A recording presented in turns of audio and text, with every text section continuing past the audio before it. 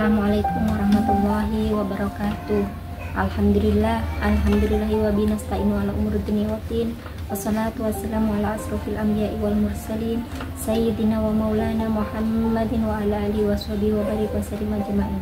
Rabbi shrah sadri wa yassir li amri wahlul 'uqdatam min lisani yafqahu qawli. Amin. Amma ba'du. Alhamdulillah, sekarang kita sudah memasuki di hari ke-20 di puasa Ramadan tahun 1446 Hijriah.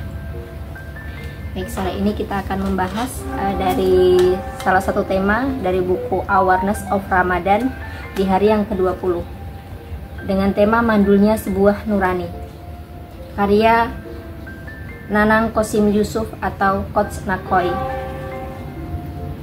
Dan bersegeralah kamu kepada ampunan dari Tuhanmu dan kepada surga yang luasnya langit dan bumi yang disediakan untuk orang-orang yang bertakwa. Quran Surat Ali Imran ayat ke-133. Ada dua bahasa Arab yang sering kita dengar. Pertama adalah nurani, kedua adalah zulmani. Nurani adalah hati yang bercahaya, ia mendapatkan cahaya ilahi, sementara zulmani adalah hati yang kotor, gelap dan busuk, ia tertutup cahaya ilahi. Manusia di atas rata-rata, maka kualitas nuraninya lebih dominan dibandingkan zulmani. Sebaliknya, manusia di bawah rata-rata, maka kualitas zulmaninya lebih dominan dari nurani. Setiap manusia memiliki kedua-duanya, tinggal manakah yang menang jika terjadi perang di antara keduanya. Ada sebuah anekdot yang bisa kita renungkan. Suatu hari, seorang bernama Mula sedang mencari jarum jahitnya. Kebetulan Mula adalah seorang penjahit. Selama hampir 1 hari ia mencari jarum, namun tidak menemukannya. Para tetangga yang melihatnya bertanya, "Hai Mula, sebenarnya jarummu jatuh di mana?" Mula menjawab, "Jarumnya jatuh di dalam." Tangganya bertanya lagi, "Kalau jatuhnya di dalam, mengapa mencari jarumnya di luar?" Si Mula dengan polos pun menjawab, "Karena di dalam gelap, di luar terang." Setelah dinyalakan lampunya, ternyata jarum itu jatuh di samping mesin jahit si Mula. Begitulah kita sering mencari sesuatu di luar diri kita, walhasil terkadang tidak dapatkan apapun. Ada yang mencari ketenaran, kebahagiaan, kesuksesan dan lain-lain di luar dirinya, maka pada saat itu tidak mendapatkannya. Kita pasti kecewa, seperti cerita di atas, mengapa lampunya mati. Begitulah ketika nurani kita, maka kita akan mudah terpengaruh dari cahaya di luar diri ini. Padahal hakikat cahaya sejatinya adalah di dalam diri kita sendiri. Puasa bentuk dari upaya kita untuk menemukan diri kita sendiri selama 30 hari bersama sang pemilik diri, yaitu Allah Subhanahu wa Ta'ala. Pada dasarnya karakter setiap manusia tercipta dari 2 elemen dasar yang paling bertolak belakang, ibarat api dan air atau ibarat langit dan bumi. Karakter pertama adalah karakter tanah liat yang bercorak kotor, jorok, busuk, jijik, hitam, dan becek. Karakter ini merupakan simbol dari sisi gelap seorang manusia. Namun manusia juga memiliki karakter terang atau sisi terangnya, yang sinarnya bahkan bisa menerangi kegelapan yang begitu pekat. Karakter rohani itu adalah roh suci yang Allah tiupkan langsung kepada manusia. Begitu kehidupan dimulai. Dalam perjalanan panjang seorang manusia, ia lahir dalam kondisi fitrah, bersih, putih, baik, bahkan suci. Namun karena kelemahan dirinya, ia menjadi kotor, busuk, dan menjijikan. Apalagi manusia menjadi lemah. Virus-virus negatif sangat mudah masuk ke dalam diri sendiri. Bahkan tidak tertutup kemungkinan diri kita sendiri pun bisa melemahkan potensi rohani kita. Bila potensi rohani kita runtuh atau mandul, kegelapan manusia tampak dari diri kita sendiri, dari tingkah laku dan perbuatan kita yang mencerminkan sebagai orang yang terbimbing cahaya ilahi.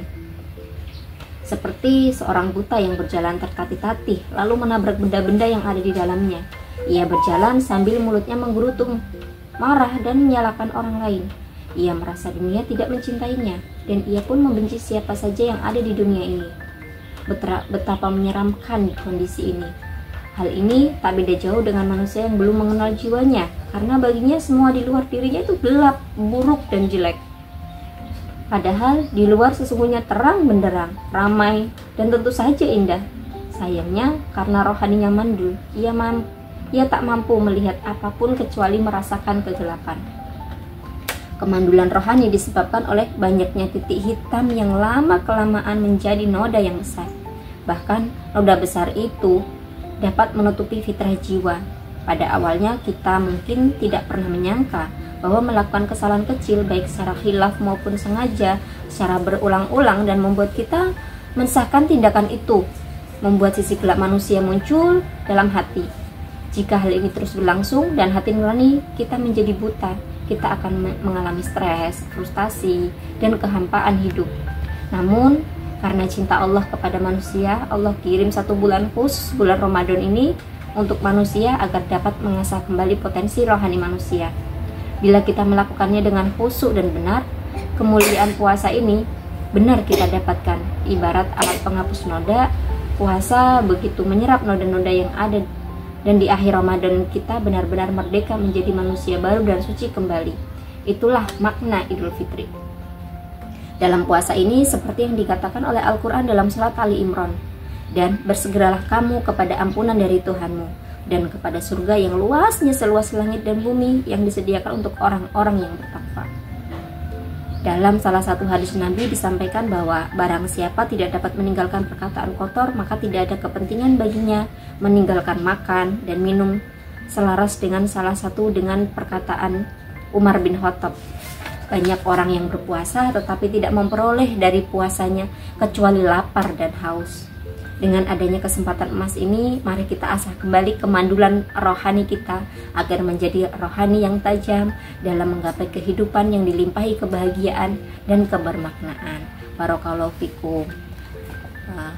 Tadi dari salah satu tema awareness of Ramadan pada hari ke-20 ini. Semoga berkah, semoga kita makin paham ya, makin paham akan rohani kita. Jadi kita udah nggak mandu lagi, kita makin great ya. Wassalamualaikum warahmatullahi wabarakatuh.